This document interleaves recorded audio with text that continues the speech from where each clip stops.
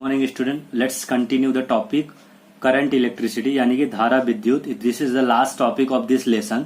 Okay, subject science, standard 9th, Hindi medium, English medium, page number 41. Okay, in last lecture बच्चों हम लोग ने देखा कि रेजिस्टेंस को सीरीज में कैसे कनेक्ट करना, उसका कुछ डेरिवेशंस देखा था, यानी कि श्रेणी क्रम में प्रतिरोध को कैसे संयोजन करना. Now today we are going to see the प्रतिरोधों का समांतर क्रम में संयोजन, यानी कि रेजिस्टेंस कनेक्टेड इन पैरेलल. तो I have drawn the diagram here. Okay, you have to draw it into your exam. यहाँ पर जैसे तीन रेजिस्टेंस मैंने पैरेलली कनेक्ट किया ऊपर नीचे ऐसा, R1, R2, R3.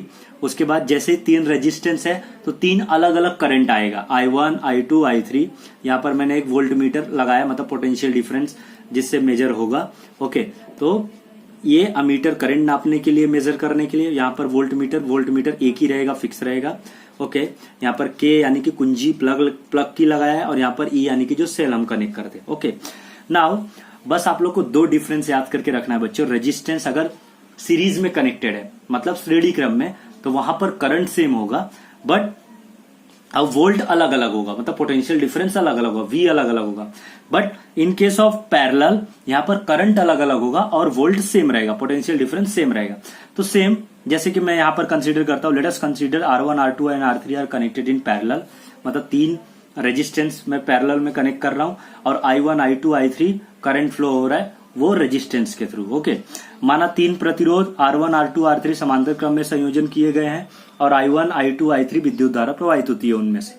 तो मुझे मालूम है कि यहाँ पर करंट अलग अलग है, तो I इज इक्वल टू हो जाएगा I1 plus I2 plus I3 total current. Okay, now Ohm's law क्या बोलता है? इन लास्ट लेक्चर मैंने बताया था, मैंने लेक्चर में बताया था कि ओम्स लॉ क्या होता है, V is equal to IR. But यहां पर मैं लिखूंगा RP. What is RP? RP मतलब रेजिस्टेंस इन पैरेलल, मतलब प्रतिरोधों का समांतर क्रम में, तो RP. अगर सीरीज होगा, श्रेणी होगा, तो वहां लिखेंगे RS. ओके, तो V is equal to IRP. That is I, मुझे I निकालना है, तो I इज इक्वल टू हो जाएगा V अपॉन RP. ये देखो I इधर, मतलब I निकालना तो RP इधर चले जाएगा, V upon RP. Okay, now अगर I इज इक्वल टू ये था I1, अगर मुझे I1 का वैल्यू फाइंड करना, तो I1 is equal to V upon R1, I2 is equal to V upon R2, I3 is equal to V upon R3. ऐसा जितना रेजिस्टेंस उतना I बनेगा. Okay, now substitute equation number 2 in equation 1, मतलब 1 और 2 से मैं क्या बोल सकूंगा, I की जगह मैं टोटल लिखूंगा, I की जगह V upon RP. Okay, I1 की जगह मैं लिखूंगा V अपॉन R1, I2 की जगह V अपॉन R2, I3 की जगह V upon R3. Okay, now V यहाँ पर कॉमन दिख रहा है, तो मैंने कॉमन लिया 1 upon R1 plus R2 plus 1 upon R3. तो V कैंसिल हो गया, तो बचेगा 1 upon RP is equal to 1 upon R1 plus 1 upon R2 plus 1 upon R3. ये था रेजिस्टेंस को अगर आप पैरेलल में कनेक्ट करोगे तो उसका रेजिस्टेंस का फॉर्मूला अपॉन में आता है. बट अगर सीरीज होता तो डायरेक्टली होता RS is equal to R1 plus R2 plus R3. Okay, now अगर मैं n number of resistance consider कर रहा हूं, अगर n रजिस्टर कंसीडर कर रहा हूं, मतलब n नंबर ऑफ प्रतिरोध है, तो मेरा फॉर्मूला बनेगा 1 upon RP is equal to 1 upon R1 plus 1 upon R2 plus 1 upon R3 plus dot dot dot dot plus 1 upon RN. समझ में आया बच्चों?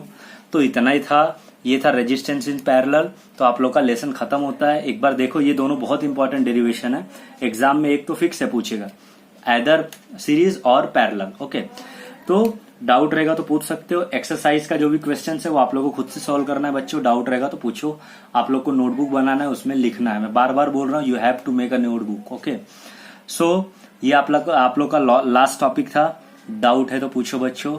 Now in next lecture we are going to cover एक numericals देखेंगे, इसके based पे कुछ numericals देखेंगे, उसके बाद आपका लेसन खत्म हो जाएगा. Okay, that's all. Thank you.